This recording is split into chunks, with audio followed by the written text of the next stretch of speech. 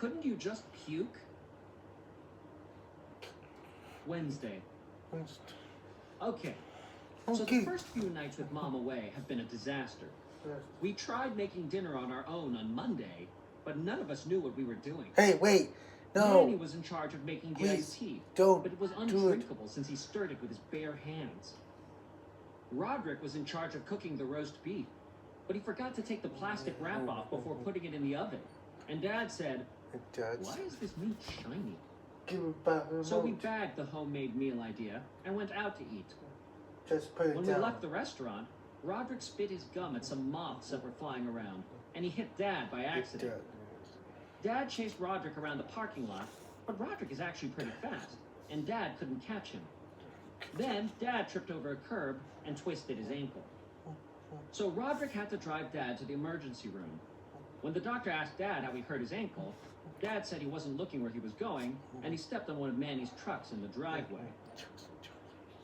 I can kind of understand why Dad didn't want to tell the truth. One time, I broke my wrist, and I told everyone I broke it in a fist fight. What really happened was that I tried to stand up after my legs fell asleep from sitting on the toilet too long. But I like my version better.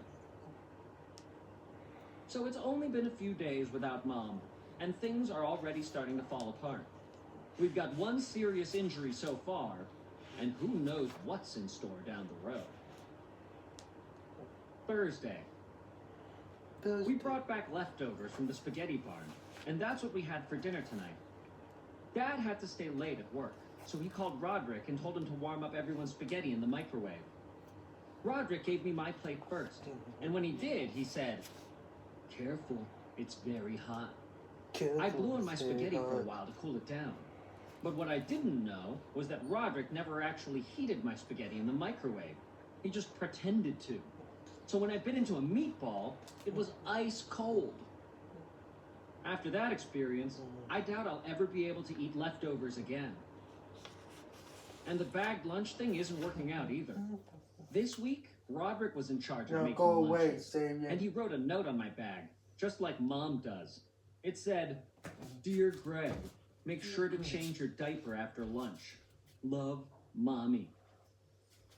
I didn't even bother eating the sandwich, since I've never seen Roderick wash his hands even once. My chore for the week is laundry, and I can't wait until my shift is over.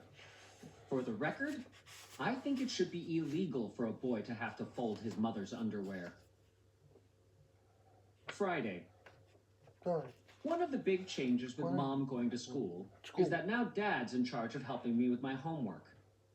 No offense to Dad, but Mom is way better at homework help than he is. When Mom helps me do my homework, she basically gives me all the answers, and I'm in and out in 10 minutes. It's a whole different story with Dad.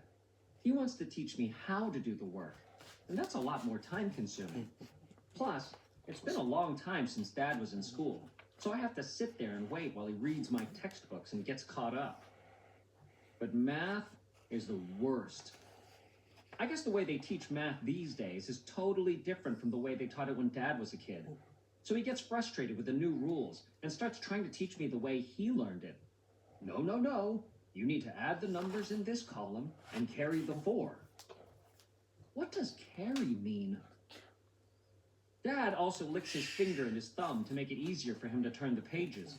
And when he does that, I try and keep track of which pages he turns so I don't touch his spit. But with all those numbers in my head, it doesn't leave a lot of room for math facts. I can tell when I've done something wrong, because Dad gets kind of frustrated with me and breathes real heavy out of his nose. So I've learned to put a dish towel on my arm whenever we're working on algebra. By the time it's over, 2 hours have gone by and it's time for me to go to bed. All I can say is, I hope Mom wraps up her classes pretty quick, because I'm a person who really needs his TV time at night. Monday. This math thing is becoming a problem. We have standardized testing coming up at my school, and I heard that the teachers won't get their bonuses unless we get good scores. So there's a lot of pressure on us kids, which kind of stinks. I remember back in kindergarten, math used to be really fun, because we added one chocolate chip cookie plus another chocolate chip cookie and got two chocolate chip cookies. Mrs. McElroy says that if we don't do well on the test, we'll lose our budget and music class will turn into detention, or something like that. But I don't think kids are really getting the message. A few weeks ago, we had a math quiz, and Mrs. McElroy said it was open notebook, which meant we could use our notes and textbooks to help us out. Then she left the classroom to take care of something, and the second she stepped out the door, it was total chaos. Total chaos. Practically everybody failed the quiz because people were using their notebook paper and books as ammunition. So, based on that episode, I don't think Mrs. McElroy had better make any big plans for how she's going to spend her bonus. October. Tuesday. Tonight, Dad walked up to me while I was sitting on the couch, and he seemed bent out of shape about something. He wanted to know why I didn't bring out the recycling bin this morning like he asked me to. I told him he must be confused, because he never said anything to me about the recycling. But he said he asked me to do it last night while I was playing video games. And to be honest with you, that did seem a little familiar. If I did forget, it wasn't my fault. I actually have a really great system for remembering things. You know how some people leave notes for themselves when they need to remember something? Well, I think that's a lot of work. And it's a waste of paper, too. So let's say I'm in bed, and Mom walks into my room and tells me I have to bring a permission slip to school in the morning. I don't get out of bed and write a note. I just throw one of my pillows across the room. Then, when I wake up in the morning and go to walk out the door, I see the pillow and think, hey, what's this pillow doing here? Then I remember, oh yeah, I have to bring a permission slip to school. See what I mean? It's totally foolproof. Now that I think of it, I did leave myself a reminder to take out the recycling.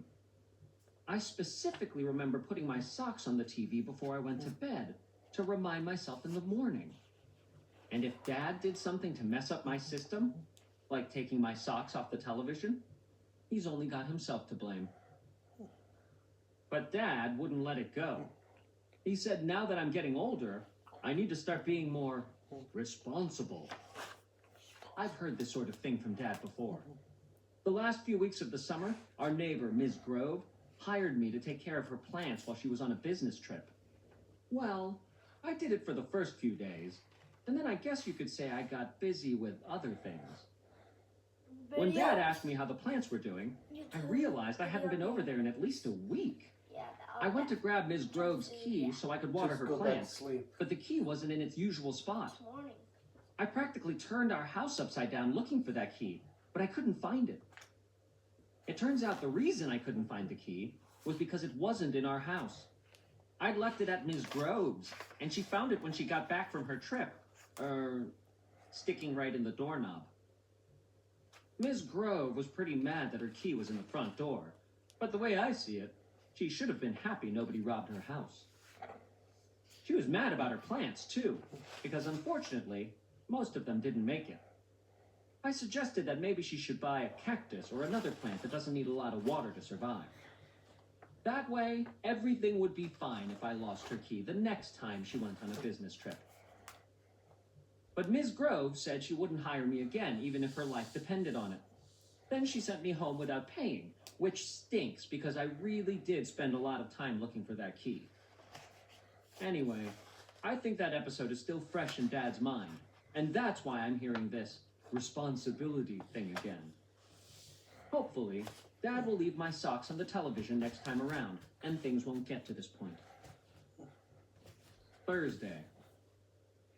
Well, Dad is really serious about me taking on more responsibility. And the first thing he wants me to do is start waking myself up in the morning. That's actually a real problem, because I depend on him to wake me up. He stands at the foot of my bed, clapping his hands at 7:30 in the morning, saying, "Hop, hop, hop, let's go, let's go." Hop, hop, hop. That's the way we've been doing it for years, and I really don't see any reason to change things now. Dad said that if I didn't learn how to wake myself up with an alarm clock, then I'm not going to know how to do it when I go off to college. But I always figured that would be the way me and Dad would stay in touch. He would call me on my cell phone every morning to wake me up. Hello? Hello. Hop, hop, hop. Let's go. Let's go.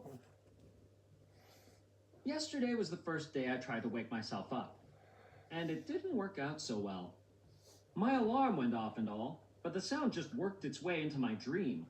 A cute little bunny that went meep, meep, meep.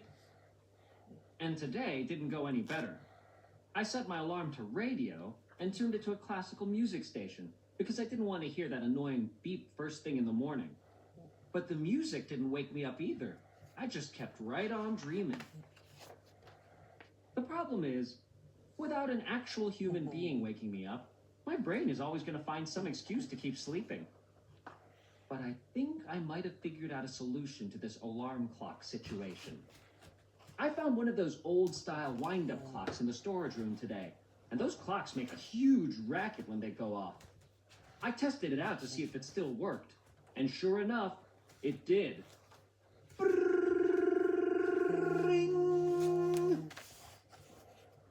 I don't think anyone could sleep through a noise like that.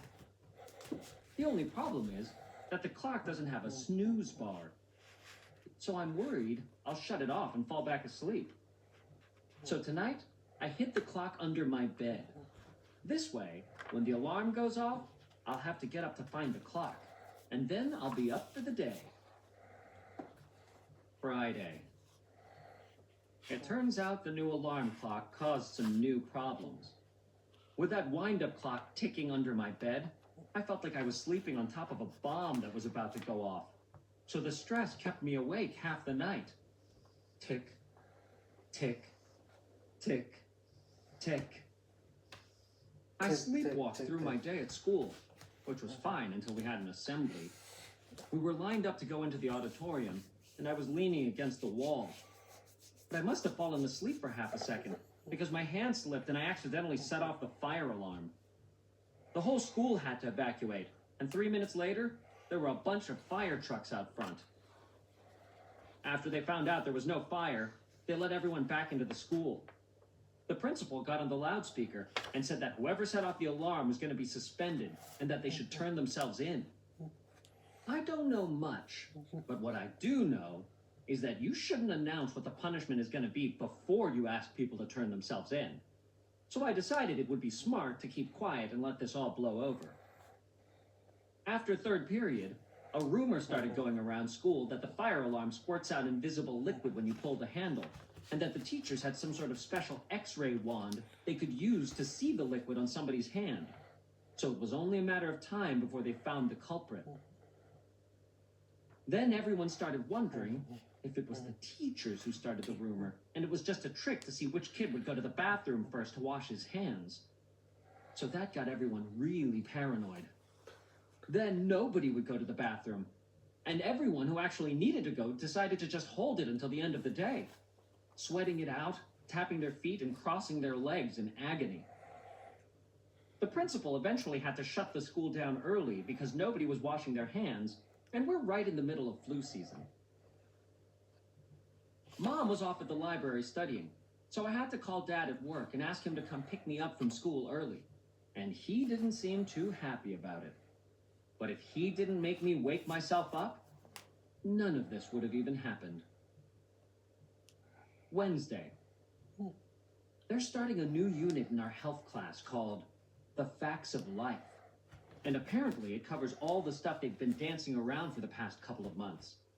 They send permission slips home, and if you don't get yours signed, you're not allowed to even be in the classroom for the rest of the semester. I really don't like this permission slip thing. Mom only lets me watch G-rated movies, so I know there's no way she'll let me be in the class. To get around that problem, I typed up a fake note and taped it on top of the actual permission slip. It read, "I give my child permission to do extra homework. Parent to sign below." Mom took one look and said, "Now that's an easy decision," and signed away.